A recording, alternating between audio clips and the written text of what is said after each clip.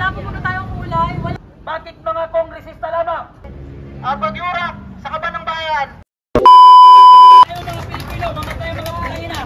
Salamat po sa mga nandito po ngayon. Sana po, pag ngayon po na may pinaglalaban tayo, wala po muna tayong kulay, walang edad, walang mahirap, walang mayaman. Sana po lahat tayo, alam natin na nandito tayo, na hindi mga karapatan po tayo na pinaglalaban.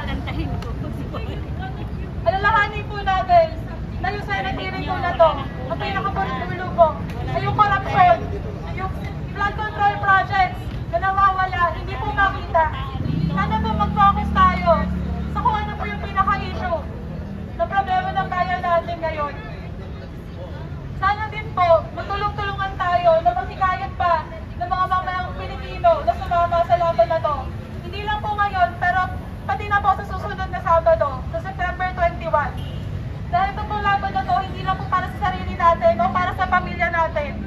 Pati na rin po sa mga tao na nakikita natin naghihirap, nakatira sa daan, kahit na sana po, meron po sana plano o mga programa para sa kanila. Ang nangyayari po, nakikinabang lang palagi yung mga kurakot na opisyales. Sana po, matulong po tayong i-call out yung mga maling ginagawa nila. Kahit po yung mga anak nila na walang ginawa kundi waldasin yung pera ng bayan. Yung mga tao po yun, magpa-contractor man po, engineers, architect man po, o yung mga opisyalis po, lahat po yan matatanda na po. Hindi po sila magiging professional kung wala po silang buwang. Hindi pwedeng laging dahilan lang nila ay napipilitan sila kaya nila nagawa yung pangukurakot. Alam po nila sa sarili nila na mali yung ginagawa nila pero ginagawa pa rin nila. Bakit? Dahil lang sa personal na interest nila. Dapat po hindi tayo pumayag na ganun. Kung ano yung masama, kung ano yung hindi tama sa sistema, baguhin na po natin. Kasi sa huli, ang maghihirap lang po, ang magsasuffer, ay yung mga susunod na henerasyon. Yung henerasyon natin, yung susunod sa amin yung mga magiging anak at apo rin namin. Sana po hindi tayo pumayag na ganun-ganun lang po yung gawin sa atin. Na para bang mga insekto lang tayo na pipitigin lang nila. Dapat po sila yung matakot sa atin. Dapat mapakita po natin na hindi tayo natutuwag. Nalalaban din tayo. Salamat po ulit dahil nandito po ang tawag ito sa inyo. Yes! Salamat po, o bata. Mga pulis na po na nandito, salamat po dahil nandito kayo para protektahan kami. Alam ko po na wala po kayong intensyon na saktan kami. Salamat po dahil nandito kayo para i-control lang kami kung sakali may pangyaring riot. Salamat po dahil yung mga tao po nandito mula umaga pa po. Patuloy po kayo nandito. Hapon na po, magagabi na. Yung iba po sa atin, maaaring wala pa po kain. At ganun din po, salamat din po sa sponsors na nakita po namin nagbibigay po ng pagkain at tubig.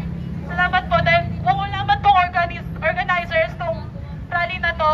Andito po kayo, nagtitake po kayo ng initiative na lumaban para sa bansang Pilipinas.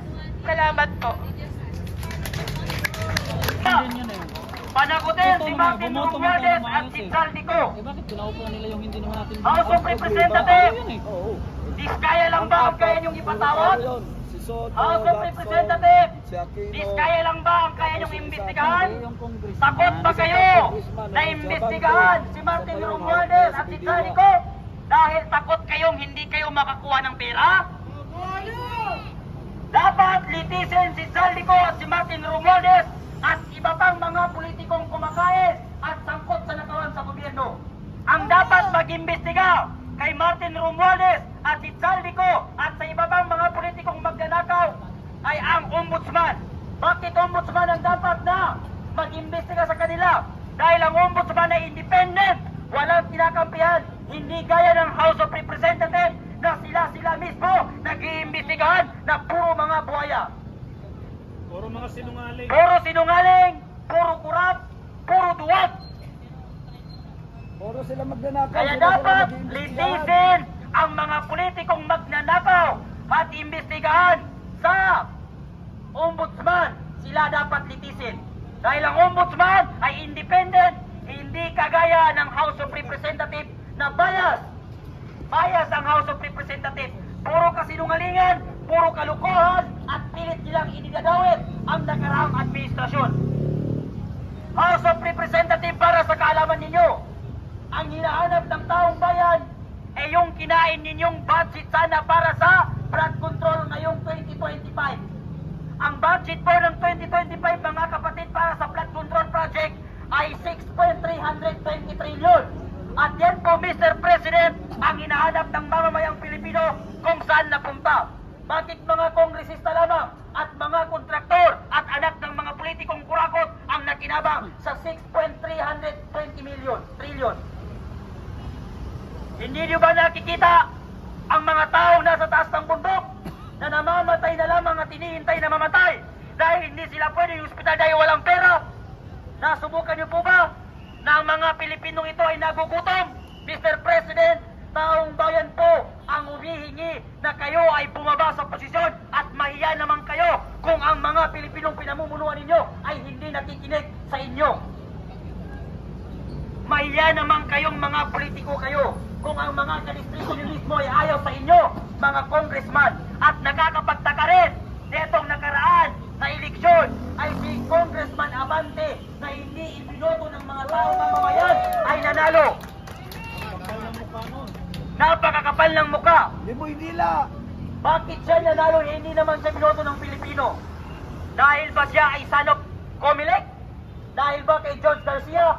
Dapat ay palitan si George Garcia sa Comelec. Dahil ang natindihan mapalitan, papapanalunin niya ang mga tiwali sa gobyerno. Palayasin na yan. Isang salot. Palayasin yan silang lahat. Mga Pilipino, hanggang dito na lamang ba tayo? Magsasalita na lang ba tayo? Aayaan na lang ba natin ang mga politikong kumakain at lumalabon sa tax natin? Papayagan ba natin yon na mangyari sa atin dito? Gayahin natin ang Nepal, pati ang Indonesia. Kung nagawa ng Indonesia, magagawa rin ng mga Pilipino. Noong unang ang panahon, lahat ng mga ibang bansa ay nagkakanasa sa ating bansa. Pinalayas ng mga Pilipino ang mga Espanyol. Pinalayas nila ang mga Hapon. Pinalayas nila ang mga Amerikano. Tayo ngayon nasa henerasyon ito, palayasin natin ang mga politikong nagpapahirap sa ating bansa. Mga kabataan, lumabas na kayo. Tinatawagan namin ang lahat ng youth sector at iba pa mga organisasyon sa Pilipinas na kayo ay malumabas at huwag magbulag-bulagan at magbingi-bingihan sa nangyayaring korupsyon sa ating bansa. Kahit saan ka mang lugar, lumabas ka at magsalita ka. Lumabas na kayo dyan sa screen ng cellphone kung pwede ang saka. No? Huwag kayong maging matapang sa comment section. Huwag kayong maging matapang sa mga video. Dapat ay ipakita ninyo ang katapangan ninyo sa personal at hindi tayo dapat matakot sa mga politiko. Bakit? Tayo ang nagpaupo sa kanila sa mga posisyon nila. Tayo rin ang magpapababa sa kanila sa mga posisyon nila. Magandang gabi mga kasama. Nandito tayo ngayon para magtipon, para sigaw yung mga hinaing natin sa gobyerno ito. Yung mga uring mapangabin na yan, yung mga nag-aaring uri sa gobyerno, na di dapat pagpatuloy yung ginagawa nilang pagyurak sa kaban ng bayan. Yung mga kasama nating pulis yan, mga kasama natin yan, parte yan ng mga uring manggagawa sa isa nating mga kaibigan yan. Ngayon, hindi tayo mapayag na niyuyurakan ang karapatan natin bilang isang Pilipino ng mga nag-aaring uri na kumukuha at nagnanakaw sa kaban ng bayan. Hindi tayo mapayag na pagsamantalaan tayo, pinagnanakawan tayo at gumagawa ng mga proyektong hindi angkop sa ninanakaw nila. Ilang taon na, 3 taon na binigyan natin ng pagkakataon yung administrasyon na yan, pero wala silang ginawa. Panay kasinungalingan lang yung ginagawa nila. Ito ay isang pagtatawag bilang isang pagpiso na walang kulay. Ang tagsulok na sa kanta ni Babo na habang merong tagsulok, habang sila ay nasa tuktok, hindi matatapos ang gulo. Tama! Yung mga nag-aaring uri na nasa taas, wala silang karapatan na kunan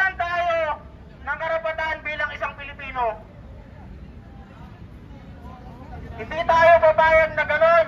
Binibigyan tayo ng bare minimum bilang isang Pilipino. Yung mga kababayan natin na nasa ibang bansa na naghihirap, na nagsasakripisyo, ninanakaw lang nila yung pinaghihirapan ng taong bayan. Nagsama-sama ang mga oportunista kasama ng administrasyon ngayon na niyurak ang karapatan ng Pilipino. Hindi tayo babayad